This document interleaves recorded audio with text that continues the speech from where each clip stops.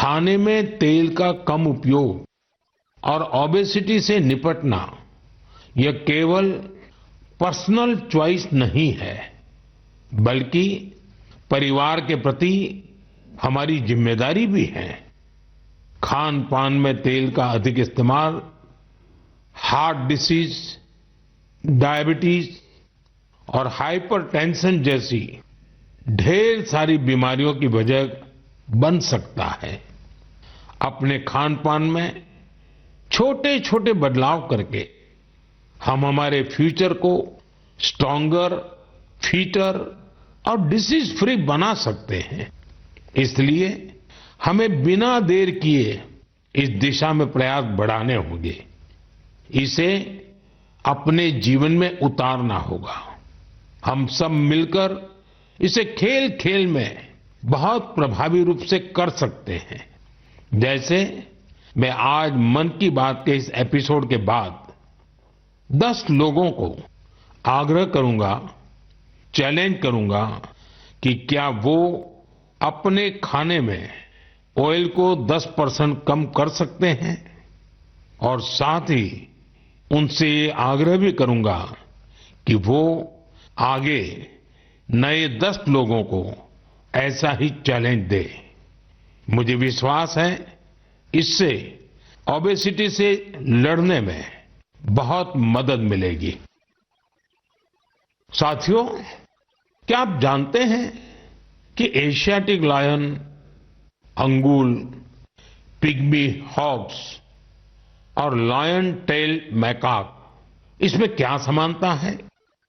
इसका जवाब है कि ये सब दुनिया में कहीं और नहीं पाए जाते हैं, केवल हमारे देश में ही पाए जाते हैं। वाकई हमारे यहाँ वनस्पति और जीव जंतुओं का एक बहुत ही वाइब्रेंट इकोसिस्टम है, और ये वन्य जीव हमारे इतिहास और संस्कृति में रचे बसे हुए हैं। कई जीव जंतु हमारे देवी देवताओं की सवारी के तौर पर भी देखे जाते हैं। मध्य भारत में कई जनजातियां बागेश्वर की पूजा करती हैं। महाराष्ट्र में वाघोबा के पूजन की परंपरा रही है। भगवान अयप्पा का भी बाघ से बहुत गहरा नाता है। सुंदरवन में बोन बीबी की पूजा अर्चना होती है, जिनकी सवारी बाघ है। हमारे यहाँ कर्नाटका के हुली वेशा, तमिलनाडु के पुली और केरला के पुलिकली जैसे कई कल्चरल डांसेस हैं जो नेचर और वाइल्ड लाइफ के साथ जुड़े हुए हैं। मैं अपने आदिवासी भाई बहनों का भी बहुत आभार करूंगा, क्योंकि वो वाइल्ड लाइफ प्रोटेक्शन से जुड़े कार्यों में बढ़ चढ़कर भागीदारी करते हैं। कर्नाटका के बीआरटी टाइगर रिजर्व में बाघों की आबादी में लगातार वृद्धि हुई है। इसका बहुत क्रेडिट सोलिगा ट्राइब्स को जाता है, जो बाघ की पूजा करते हैं। इनके कारण इस क्षेत्र में मैन एनिमल कॉन्फ्लिक्ट ना के बराबर होता है। गुजरात में भी लोगों ने गीर में एशियाटिक लायंस की सुरक्षा और संरक्षण में महत्वपूर्ण योगदान दिया है। उन्होंने दुनिया को दिखा दिया है कि प्रकृति के साथ कोएग्जिस्टेंस आखिर क्या होता है।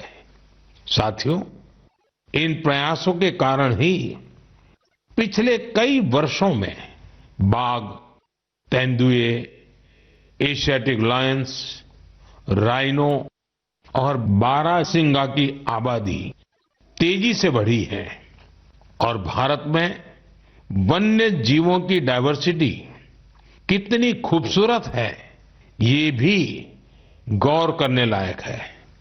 एशियाटिक लायंस देश के पश्चिमी हिस्से में पाए जाते हैं, जबकि टाइगर का क्षेत्र है पूर्वी, मध्य और दक्षिण भारत। वहीं राइनो पूर्वोत्तर में मिलते हैं। भारत का हर हिस्सा न केवल प्रकृति के लिए संवेदनशील है, बल्कि वाइल्ड लाइफ प्रोटेक्शन के लिए भी प्रतिबद्ध है। मुझे अनुराधा राव जी के बारे में बताया गया है, जिनकी कई पीढ़ियों का नाता अंडमान निकोबार आइलैंड से रहा है। अनुराधा जी ने कम उम्र में ही एनिमल वेलफेयर के लिए खुद को समर्पित कर दिया था। 3 दशकों से उन्होंने हिरण और मोर की रक्षा को अपना मिशन बनाया। यहाँ के लोग तो उन्हें डियर वुमेन के नाम से बुलाते हैं। अगले महीने की शुरुआत में हम वर्ल्ड वाइल्ड लाइफ डे मनाएंगे। मेरा आग्रह है कि आप वाइल्ड लाइफ प्रोटेक्शन से जुड़े लोगों का हौसला जरूर बढ़ाएं।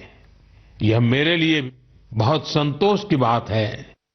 इस क्षेत्र में अब कई स्टार्टअप भी उभरकर सामने आए हैं। साथियों, यह बोर्ड एग्जाम का सीजन है। मैं अपने युवा साथियों यानी एग्जाम वॉरियर्स को उनकी परीक्षाओं के लिए बहुत बहुत शुभकामनाएं देता हूं। आप बिना कोई स्ट्रेस लिए पूरी पॉजिटिव स्पिरिट के साथ अपने पेपर दीजिए। हर वर्ष परीक्षा पे चर्चा में हम अपने एग्जाम वॉरियर से परीक्षाओं से जुड़े अलग अलग विषयों पर बात करते हैं। मुझे खुशी है कि अब ये कार्यक्रम एक संस्थागत रूप लेता जा रहा है, इंस्टीट्यूशनलाइज हो रहा है। इसमें नए नए एक्सपर्ट्स भी जुड़ते चले जा रहे हैं। इस साल हमने एक नए फॉर्मेट में परीक्षा पे चर्चा करने का प्रयास किया। एक्सपर्ट्स के साथ 8 अलग अलग एपिसोड भी शामिल किए गए। हमने ओवरऑल एग्जाम से लेकर हेल्थ केयर और मेंटल हेल्थ के साथ खान पान जैसे विषयों को भी कवर किया। वहीं पिछले टॉपर्स ने भी अपने विचार और अनुभव सभी के साथ शेयर किए। बहुत से युवाओं, उनके पेरेंट्स और टीचर्स ने इस बारे में मुझे पत्र लिखे हैं। उन्होंने बताया है कि ये फॉर्मेट उन्हें बहुत ही अच्छा लगा है, क्योंकि इसमें हर विषय पर विस्तार से चर्चा की गई। इंस्टाग्राम पर भी हमारे युवा साथियों ने इन एपिसोड को बड़ी संख्या में देखा है। आप में से बहुत सारे लोगों को इस कार्यक्रम का आयोजन दिल्ली की सुंदर नर्सरी में किया जाना यह भी बहुत पसंद आया। हमारे जो युवा साथी परीक्षा पे चर्चा के इन एपिसोड को अब तक नहीं देख पाए हैं, वे इन्हें जरूर देखें। ये सारे एपिसोड नमो ऐप पर रखे हुए हैं। एक बार फिर अपने एग्जाम वॉरियर्स को मेरा यही मैसेज है, be happy and stress free. मेरे प्रिय साथियों, मन की इस बात में इस बार मेरे साथ इतना ही। अगले महीने फिर नए विषयों के साथ हम मिलकर मन की बात करेंगे। आप मुझे अपने पत्र, अपने संदेश भेजते रहिए। स्वस्थ रहिए, आनंद में रहिए। बहुत बहुत धन्यवाद। नमस्कार।